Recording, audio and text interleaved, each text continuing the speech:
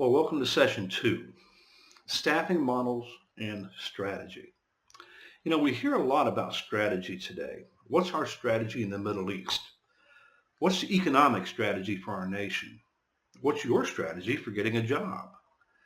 Strategy is critical, but often it is unknown because it is unsaid. Either we don't tell people our strategy or we don't articulate our strategy well. Often we think of strategy as a plan, and that's true to a point. It's a little higher or broader than a plan. The Carolina Panthers have a plan for winning the next game next week against a specific team, but they have a strategy to utilize their resources to reach the Super Bowl. I have a personal budget that involves a plan to not spend more money than I take in, but I have a strategy for a comfortable retirement. I think strategy is a plan, but a bigger plan. Does that make sense? So before we can develop an intricate plan, we have to have a workable strategy. And that is what we will talk about this week. What things should we consider to develop our strategy for staffing our organization? Sounds simple, but when you get right down to it, developing an effective strategy is difficult. It's difficult because there are plenty of ineffective strategies to choose from, but developing an effective one is hard. Also, our strategy is linked to success, and there's a lot writing on our strategy selection. How many football or basketball teams have you seen that won championships that had a bad strategy? Not many, I would guess. And strategy is all tied up in things like ethics and legalities and risk and all of that stuff. It's complicated, but at the same time, it's kind of simple. You see, our values guide us to a strategy. And it's not like we are choosing from 2 billion possible strategies. There are usually a very finite number of potential strategies to choose from. And those potentials are on display in other organizations and through time so we can see how they operate. In Chapter 1, these potentials or potential strategies are called models. Which model do you choose? In my financial example above on retirement, there are several models from which I can choose to help me reach financial stability. The Carolina Panthers have a finite number of models to choose from to reach the Super Bowl. Which they choose and which model I choose depends on my values, resources, and strengths and weaknesses. The strategy has to fit me or my organization. So from that perspective, strategy is kind of simple. Simple, but strategy is difficult because you have to actually take the time to develop a strategy and articulate it to those expected to fulfill it. And most importantly, you have to be diligent in sticking with it. You have to actually implement the strategy in a continuous manner, and that's hard. Now that you're familiar with how this class works, I hope you've developed a strategy as to how you will achieve a passing grade. Or maybe you want more than a passing grade. Maybe you want an A or a B. That's your decision. But either way, you have to have a strategy to get there. And without a strategy, all results are a function of luck. And I don't know about you, but I'd rather be good than lucky. And good is all about good strategy. In the last session, I tried to simplify the staffing process to some extent by relating it to some of the decisions we make at home. And there's some truth to that analogy. We must have a staffing process, but that process is developed after we establish a staffing strategy. So what is strategy? Strategy, it's what each of you have related to your educational goals. How are you going to reach your educational goals? This class is one part of that goal, and some of you may have a strategy for studying, taking exams, etc. in this class that you hope will get you an A. Some of you are okay with a B. Some of you have a strategy to get a C, and some merely to pass. And others have no strategy at all. I don't know why someone would have a strategy to merely pass or have no strategy at all, but let's be realistic about it. Some of you do. Who do you think will be the most successful? By the way, if you do have a strategy to make an A or B, read the documents from last week that I referred to. They will help your strategy. If you don't have a strategy and don't care, well, sorry, you're on your own. So strategy is important, and strategy, or lack thereof, has consequences. And yes, some organizations have no real strategy at all on staffing. They hope to merely hire a passable applicant. Bad consequences are in store there. This class answers the basic question, how do we recruit, select, and hire good people to fill the open positions in our business? The answer is not to just advertise somewhere and start interviewing applicants, even though I realize some organizations do just that. That's like an athletic team just going out and playing a game. It's like us going to the grocery store without a list. Although we may do it, it's not the most efficient and effective way to accomplish our goal. We need a strategy. We need a plan. So what is our staffing strategy? Looking up strategy on dictionary.com, we find the definition: a plan, method, or series of maneuvers or stratagems for obtaining a specific goal or result. So a strategy is a plan. But that's too simplistic. It's bigger than a mere plan. It's not just any plan, it is a plan with the purpose of achieving a specific goal or result. Is the goal or result to hire someone? Not exactly. The goal or result is to hire several someones over a period of time that meet specific criteria to make the organization successful in specifically defined ways that are detailed in the overall organizational strategy. Our staffing strategy must be derived from and support the overall organizational strategy. The critical question when considering a specific open position is, how does the subject position fit into or contribute to that overall organizational goal? What do we need to be successful? What kind of car do we need, to refer back to last session's example? Answering that question correctly will certainly affect our search for organizational success, but more importantly, it can set up a barrier to reaching that goal. Let's say an organization has a strategy to empower employees and operate in a team environment. We have an opening for a technical manager position in IT or engineering or maintenance, etc. We certainly want someone who has excellent technical skills.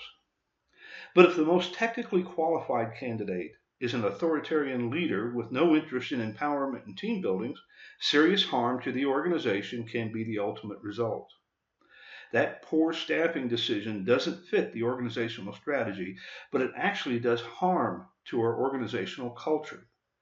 And as pointed out in the text on page 12 in the W.L. Gore example, it's the culture, and the culture starts with the hiring.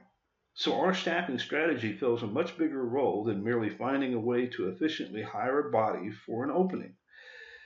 It is also effectively finding the right person for the position that supports our organizational culture. I know that sounds simple, but you would be amazed at the number of organizations I have seen that hired the best technical person without regard to their people skills, strategy, or organizational culture. It's not uncommon. The text states on page 6 that staffing is a critical organizational function concerned with the acquisition, deployment, and retention of the organization's workforce. Staffing is arguably the most critical function underlying organizational effectiveness. They further state that the people make the place. I strongly agree. It follows that if the people make the place, they can also break the place.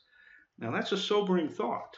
The text also states, quote, a shift is gradually occurring from viewing employees as just a cost of doing business to valuing employees as human capital that creates a competitive advantage for the organization.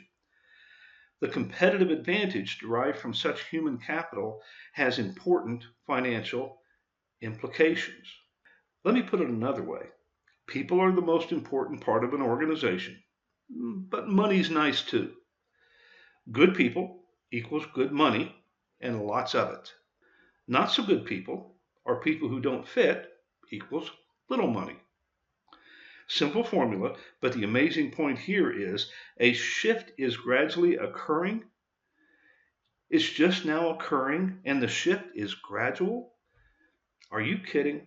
You'll have to explain that one to me, but unfortunately it is true. I certainly don't understand how that simple formula can just now be driving a gradual change. I should also point out that the text defines staffing as acquiring, deploying, and retaining people. Although that is the proper definition of staffing, we will look a little at deploying and we'll explore retaining primarily from a compensation standpoint later in the semester. The complexities, however, of deploying and the various tools for retaining won't be explored deeply. We just simply don't have the time. But you should be aware that there's a lot out there besides the simplicity that we'll touch on this semester in those two topics. Let me give you another practical example from home of a strategy and the implementation of that strategy.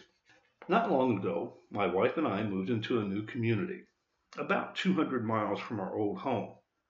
One of our first priorities was to obtain a new doctor. Easiest way to do that was to find a doctor who was taking patients, make a phone call, problem solved. However, doctors are important in our lives, as they tend to be as you get older, so we needed to take more care in that decision. And there were several factors we needed to consider before making that phone call. From our own personal perspective, what was our medical situation? Did we need a specialist? Would a PA meet our needs instead? Did we want an old doctor or a young doctor? Did we want a male or a female doctor?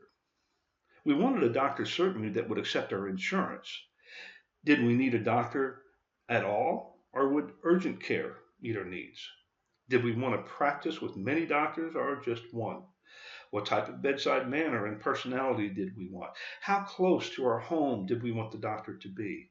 And how did other doctors that we valued in the past operate and perform so we could compare? From a community perspective, how many doctors were available in the area? And how many hospitals and specialized medical facilities were available? Is there a difference in cost from one physician to another? And those and many other questions came to mind. In choosing a physician, the question is, what does good look like? We narrowed down our criteria for physician search, checked physicians online, spoke to people we knew for references, and made our selection. We were confident that of all of the physicians, we chose the one that was available and most closely met our needs. It took time and energy, but that was worth the price. You say you don't go through all of those questions when searching for a physician? I guess my reaction is, why not? Do you take more time in selecting a brand of cereal from the grocery store shelf than selecting your own personal physician?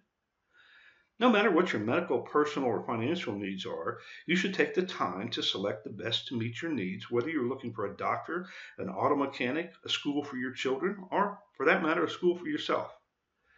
Business is no different.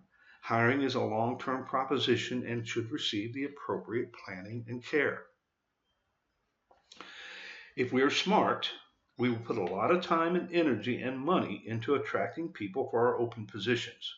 Many companies and people put a lot of time, energy, and money into such activities, but they leave out one important component. They do very little strategic planning around staffing issues. That's what a staffing plan is all about. It's a strategy. It's a strategic plan governing all staffing activities. Now let me give you an example of a strategy that was well thought out and, more importantly, it actually worked. Those of you who have had me in my other classes have already seen this example, and I apologize. However, my examples are intended to provide clarity rather than originality. This example deals with hourly production positions, which indicates that staffing strategies isn't just for professional, managerial, and executive positions. It is critical for all hiring and staffing activities. Nestle was a manufacturing facility that produced pasta, pizza, and sauce.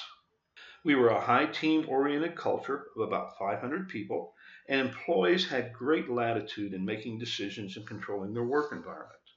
In developing our culture at Nestle, we realized that our teams would be composed of those we selected and placed on them. No one is born into an organization. We are all recruited, selected, and placed. Our hiring and selection process had to be meticulous and minimize the number of placement errors. You see, we were a new organization, so the teams were new and immature. Mistakes had big consequences. As a new company in Danville, Virginia area, we had an abundance of applicants for our hourly positions. We openly advertised our team environment and our philosophy of encouraging employee involvement. We paid well for the area and offered good benefits. We were committed to hiring an outstanding workforce. Our problem was sifting through the thousands of applicants to find the best. All of management was willing to commit great time and effort to recruiting, selecting, and hiring employees. So how do we wade through all of these applicants and find the best? We decided that including many different screening exercises and including as many management eyes as possible would increase our chances of a good selection. We also understood that perfection was impossible. Mistakes would be made, and our goal was to minimize those mistakes. The process included the following steps: application review by HR, interview by 2 managers, full day non-paid pre-employment orientation, selection for eligible applicants list, pre-hire review and interview, offer, and then orientation. Let me explain these steps one at a time. All managers and team leaders, which were essentially first-line supervisors, participated in the selection process. Most interested individuals completed applications, but some submitted resumes. We accepted both, but required all applicants to submit applications through the Virginia Employment Commission. That organization then assisted us in doing the initial application review. Instead of maintaining a list of thousands of applicants, the VEC kept the list and maintained the applicant files. When openings existed, we merely called the VEC and said that we have a certain number of openings and need, say, 500 applications that reflect the community demographics and met our pre-established criteria. Once received, HR would begin the screening of applications and would select a number of applicants for the first interview. The initial interview was conducted by 2 managers or team leaders individually. Each interviewed the applicant for about 45 minutes in a structured interview format. The 2 interviewers then met and were required to reach a unanimous decision as to the applicant's ability to move to the next step.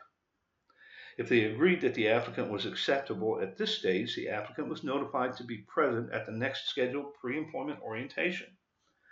If the applicant was unacceptable, HR sent a letter thanking them for their interest and explaining that they would not be considered for employment.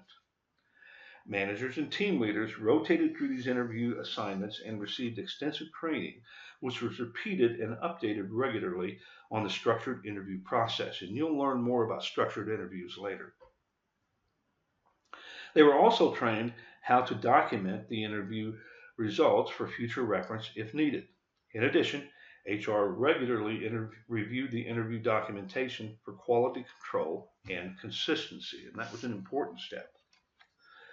Once a pool of 30 or 35 applicants who had passed the initial interview were amassed, we invited all to what we called the pre-employment orientation.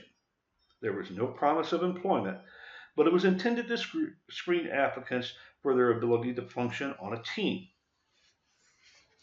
The orientation lasted for a full day and was non-paid. We divided the 30 to 35 applicants into groups of 5 or 6 person teams, and they were seated at individual team tables. A manager or team leader was assigned to each team, and their job was to answer questions, provide assistance, and observe behavior. Observing behavior involved matching observed behavior of individuals in the team to specified criteria and documenting that behavior. I should point out that all managers and team leaders were encouraged to drop by any time during that day and observe the group. Remember, We wanted as many management eyes as possible observing the applicants. The first half of the orientation day was dedicated to giving applicants information about our company and product. We discussed the production process, quality, safety, the work environment, pay and benefits, and our team structure, and answered as many questions as possible. An interview is a two-way process, and applicants have a right and a need to know about the company as much as the company has a right and need to know about the applicant. The first half of the day culminated in a tour of the facility. This was very valuable because it allowed all of our current employees to see the latest group of applicants. Often employees would recognize applicants from their neighborhood, high school, previous employment, or some other interaction. Employees were free to give recommendations or to tell us if an applicant was likely to be a problem.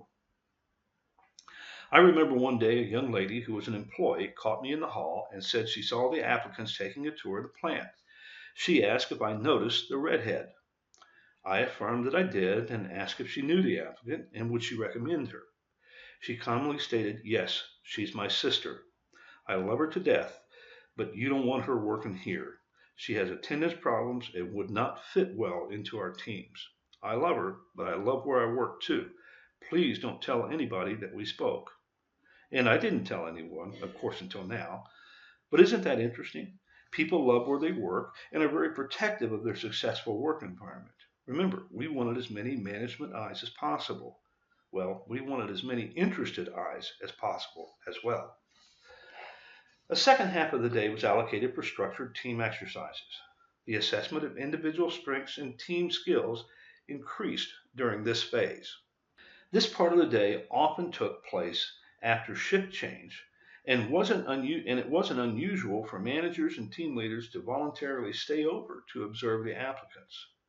When all exercises were complete, the applicants were released and told that someone would contact them by a specific date to tell them that they would progress to the next stage or would no longer be considered for employment. After all the applicants left, we set up for the evaluation meeting. All managers and team leaders were invited to give input and have input as to who was accepted or rejected. I ran the meeting, and all applicants were reviewed individually.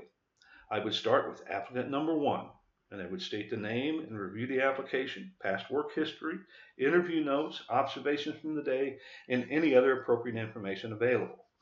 Understand that up to 15 or 20 managers and team leaders may be in the room and participating. After my review of the available information, we would discuss each applicant and reach a decision. The applicant was rejected or moved to the next step of consideration. Voting was not allowed. A unanimous decision from all in the meeting was required. Our commitment was to not leave the room until all 30 or 35 applicants were individually reviewed with a unanimous decision. Needless to say, we spent many late nights in that room, and early on in our history while staffing up, we conducted a pre-employment orientation almost monthly. This was not a one-time activity, but was conducted regularly. Further understand that this represented the first step in placement. All of the successful applicants were qualified to work in our facility and our culture. When we left that room, we all understood the applicants and were confident we had chosen the most qualified, again, the most qualified for our open positions and our work environment. Out of 30 or 35 applicants, we normally accepted about a third, or about 10 to 12 to go on to the next step. That being said, there was no target number. We only accepted those who would fit into our environment. The next step was inclusion on the acceptable applicants list. This was a pool of potential employees that we maintained to fill open positions. We tried to keep between 40 and 45 potential employees on that list. Since we were a startup company, our open positions tend to come in groups. We would open a new production line or a new department and would have 10 or 15 open positions at one time. Individuals on the eligible applicant list were not guaranteed a job, but would receive further considerations as positions came open. When that time came, applicants from the list would be contacted to come in for another set of interviews. These interviews were conducted by the team leader or manager over the department with which the open positions occurred. The purpose of these interviews was to place the right people in the right jobs on the right team. Those applicants who were successful in these interviews received a job offer. The decision to hire and the job offer came from the manager or team leader in the department with the open position. On the specified and agreed upon date, they were given another orientation and introduced to the team. Just a quick word on the post-hire orientation. We considered that step very important. You may also hear the term onboarding. Orientation is a part of the onboarding process.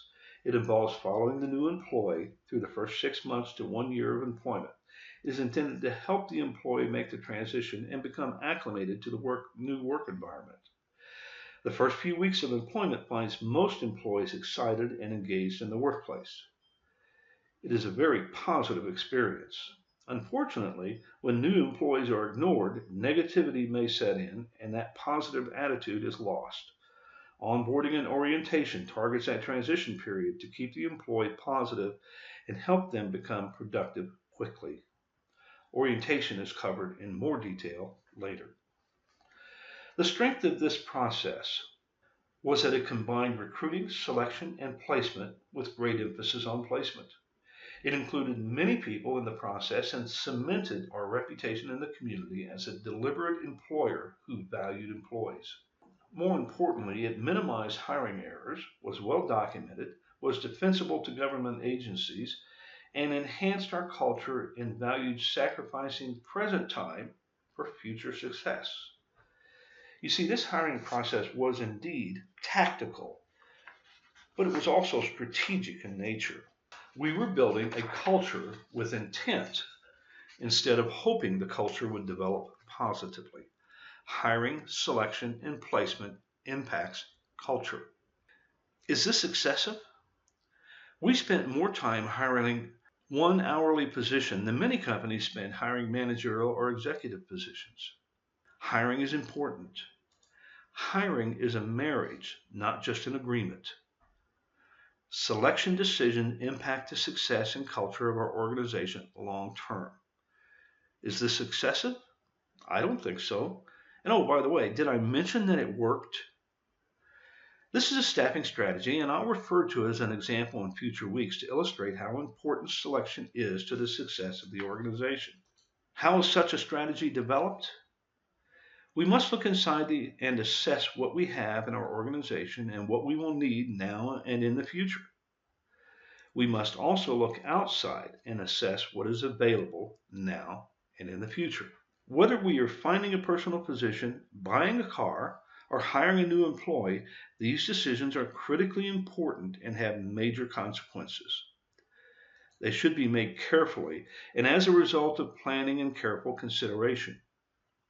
Staffing is important to any organization, and each new hire has major implications to the organization and its success. As I pointed out earlier, there are no unimportant staffing positions or decisions.